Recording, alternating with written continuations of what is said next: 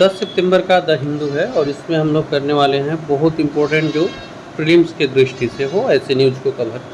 छोटे छोटे कुछ न्यूज़ हैं 2-4, बस उस पर हम लोग एक दृष्टि डालते हैं। फ्रंट पेज पे द हिंदू में आपको एक न्यूज़ है ग्रुप ऑफ मिनिस्टर्स का, जो एक डिसीजन करने वाली है जीएसटी को लेकर के, टैक्स को लेकर के, कि हेल्थ और लाइफ से रिलेटेड जो कवर्स हो रहे हैं, जैसे इंश्योरेंस वगैरह है जो हेल्थ को और लाइफ को प्रोटेक्ट करती है या कवर करती है, तो उन लोगों के लिए जो जीएसटी है या जो टैक्स है उसका क्या परिमाण होना चाहिए, इसके बारे में एक मीटिंग होने वाली है और ये जल्द ही होगी। और जब ये होगी उस मीटिंग के बाद हम लोग इसको डिटेल्स में कवर करेंगे। बहुत इंपॉर्टेंट न्यूज़ है ये, लेकिन क्योंकि अभी ये आगे होने वाला है, किस तरह से डिसीजन होता है, तो आफ्टर डिसीजन ही कवर करना ज़्यादा बेहतर रहेगा। तो ये एक न्यूज़ था। अगला न्यूज़ है ब्रिक्स समिट को लेकर। रशिया में ब्रिक्स का सम्मेलन होने वाला है।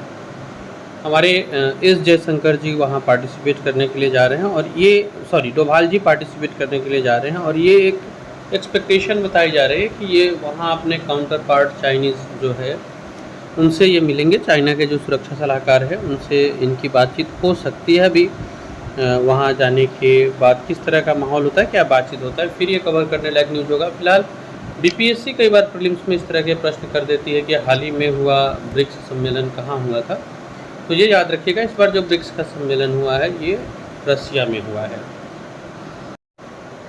इसके बाद है केंद्र सरकार ने 26,000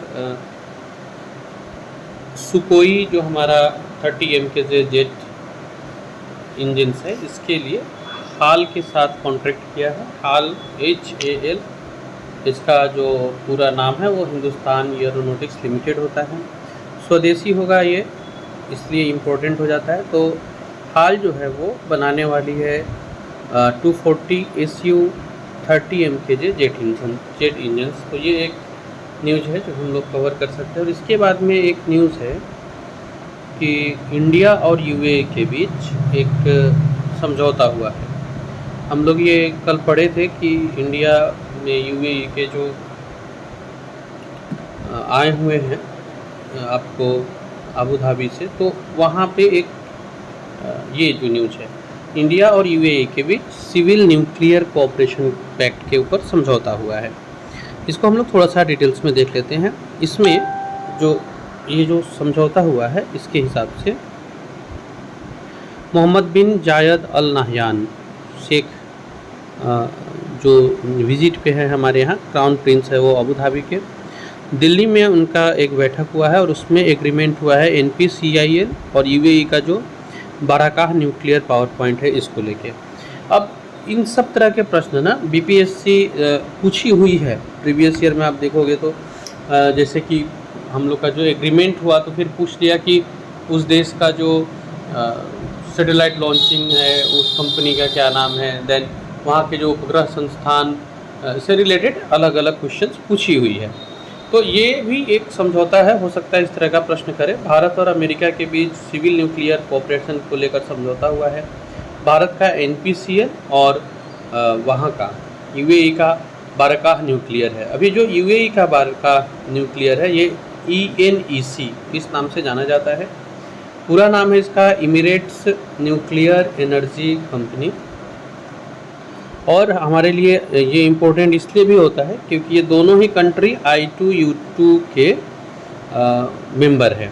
I2U2 जो संस्था है जानते हैं हम लोग, जिसमें इंडिया, इजराइल, UAE और USA है। तो इस दृष्टि से भी ये इम्पोर्टेंट न्यूज़ है। आज हम लोगों ने जो न्यूज़ कवर किया, इन सारे न्यूज़ का जो एक बेसिक चीज़ हम लोगों ने देखा वो ये था कि सारे ही आने वाले अपकमिंग डेज में कुछ उनके रिजल्ट्स आने वाले हैं। For example health life cover को लेकर के जो मिनिस्टर्स लोग का बैठक होने वाला है, ब्रिक्स सम्मेलन होने वाला है, यहाँ क्या होता है, फिर ये जो पैक्ट हो रहा है इंडिया और UAE के बीच, इसका क्या इम्प्रेशन पड़ेगा। तो प्रीलिम्स के दृष्टि से ये 2-4 छोटे न्यूज़ थे जो इम्पोर्टेंट हैं। अभी इस वीडियो में इतना ही, मिलते हैं अगले इम्पोर्टेंट वीडियो के साथ।